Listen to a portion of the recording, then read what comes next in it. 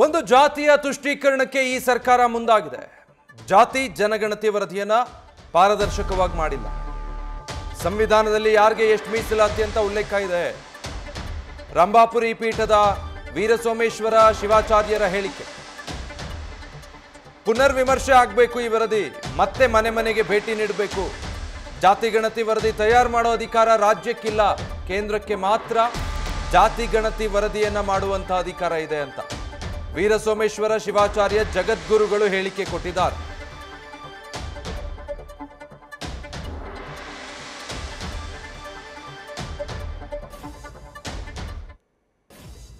ಆಡಳಿತಾರೂಢ ಪಕ್ಷದ ಅನೇಕ ಶಾಸಕರು ಕೂಡ ಇದಕ್ಕೆ ವಿರೋಧ ಇದೆ.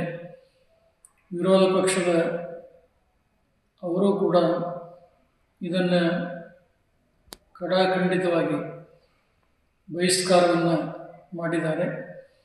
ರಾಜ್ಯದ ಮುಖ್ಯಮಂತ್ರಿಗಳು ಸರಿಯಾಗಿ ಪರಾಮರ್ಶಿಸಿ ಮತ್ತೊಮ್ಮೆ ಜಾತಿ ಜನಗಣತಿಯನ್ನು ಮಾಡಲಿಕ್ಕೆ ಮುಂದಾದರೆ ಅದರಿಂದ ಜನತೆಗೆ ಒಳಿತಾದೀತೆ ಹೊರತು ಇಲ್ಲದೇ ಇದ್ದರೆ ಮತ್ತಷ್ಟು ಜಾತಿಯ ಸಂಘರ್ಷಕ್ಕೆ ಇದು ಕಾರಣವಾಗ್ತಾ ಇದೆ.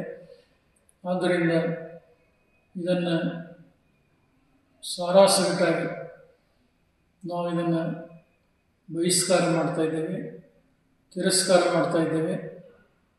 ಹಾಗಾಗಲಾರದಂತೆ ಮುಂದೆ ಎಲ್ಲ ರಾಜಕೀಯ ಧುರೀಣರು ಈ ಜಾತಿ ಜನಗಣತಿ ಮತ್ತೊಮ್ಮೆ ಮನೆ ಮನೆಗೆ ಭೇಟಿ ಕೊಟ್ಟು ಸಂಪೂರ್ಣ ಮಾಹಿತಿಯನ್ನು ಪಡೆದು ನಿರ್ಧಾರ ಕೈಗೊಳ್ಳಿ.